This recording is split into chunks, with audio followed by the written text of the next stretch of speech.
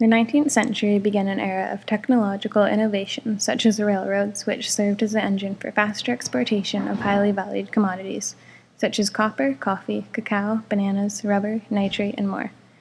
The export boom displayed measurable growth in exports throughout the regions between 1850 and 1912.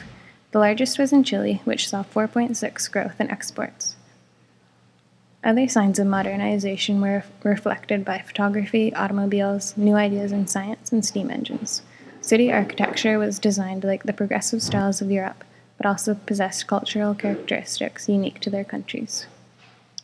This process of modernization affected citizens' lives in a variety of ways. Export wealth allowed people to live more freely and had more independence. They had more opportunity and choice of employment and overall lived more comfortably. The wealth that was accumulated from the exportation of goods allowed for more technological advancements, opened up the labor market, and provided better living conditions. Although in some cases modernization did not mean freedom and equality, income was dependent on factors such as gender and socioeconomic status.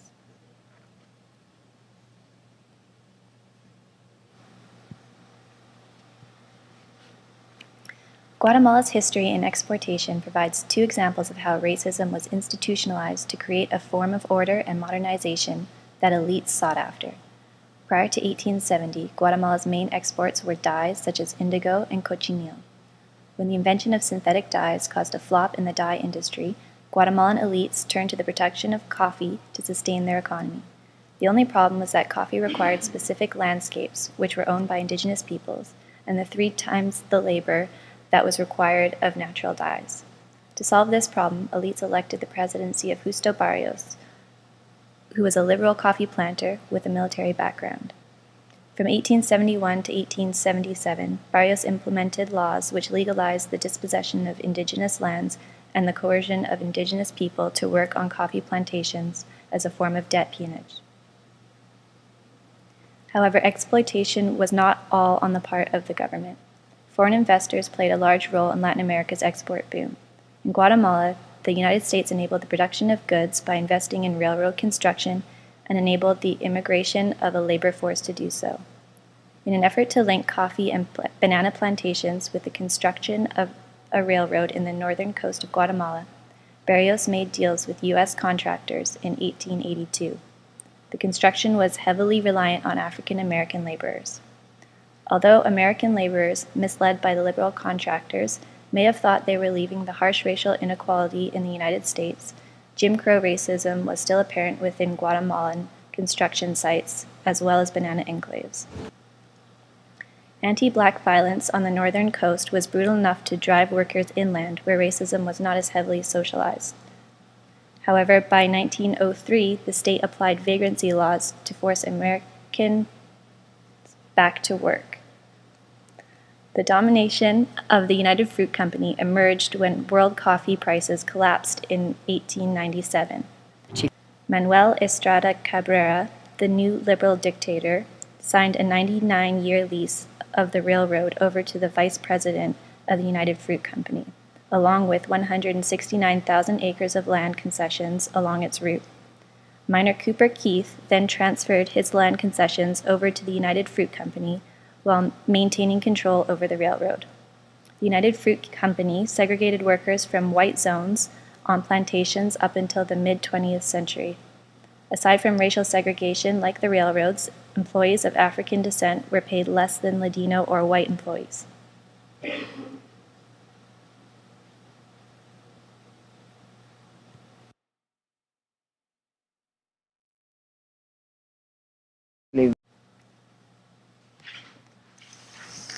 In the 19th century, women's work was mainly done behind the closed doors of their homes. However, this changed in the 20th century when the exploitation business rapidly grew in Chile, encouraging families and workers to leave their homes in rural areas and move to the cities in Chile as well as other major cities in Latin America in search of jobs. The most common place for a woman to find a job was in a factory, as women and children worked for a considerably lower pay than men. And though there were many available jobs, women were limited to how often they could work because they still had their domestic duties, and oftentimes married life was a preferred option. While to be hired was not a challenge, to maintain a job for a long period of time was not common. as women would constantly try to find jobs elsewhere that provided better pay and better conditions, or leave their work to take care of their families. Even with the rapidly changing workforce, the gender divide remained prominent, and the phrase labor is appropriate to their sex was commonly used when discussing the work that women did. This phrase was challenged by a woman named Laura Rose Salada, though, who had disguised herself as a man at this time to obtain a well-paying job that a man would normally have. After being arrested, she received heavy media attention, and people began to sympathize with her and consider the inequality of gender in the workforce.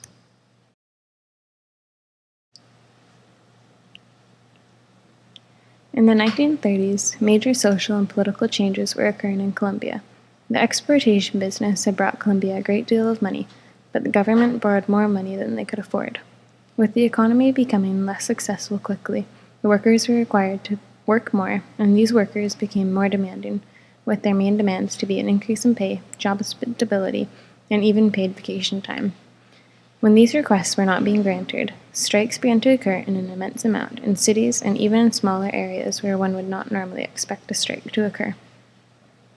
Owners of companies sometimes believed the strikes to be influenced by outside influences hoping to create trouble, but the main real cause was workers wanting an increase in pay.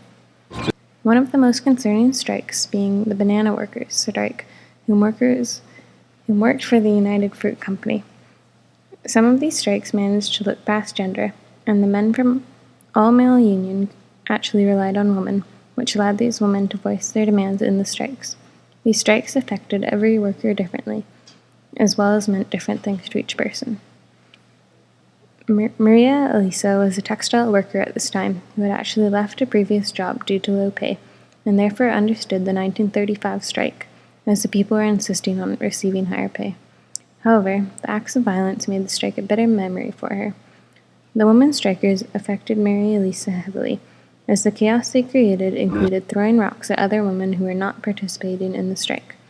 In her opinion, a person who had little economic blessings would have the most success by having a positive relationship for the company in which they worked for and remain loyal to it.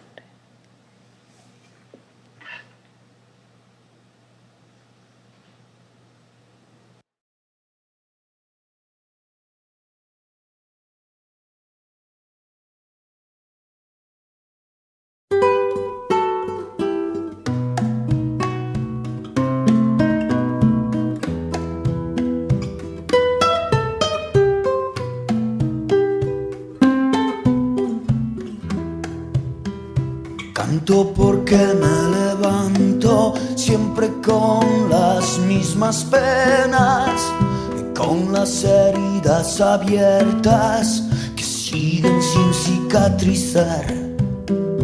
Vago por las veredas, por desiertos, por la selva, surcando los anchos mares hacia ningún lugar.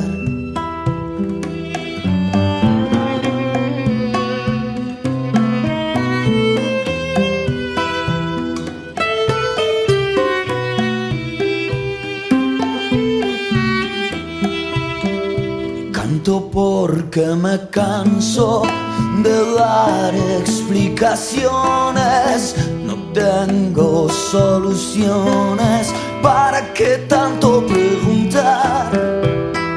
Salto de cama en cama, de boca a boca, de falda en falda, no vuelvo por donde vine, nunca miro hacia atrás.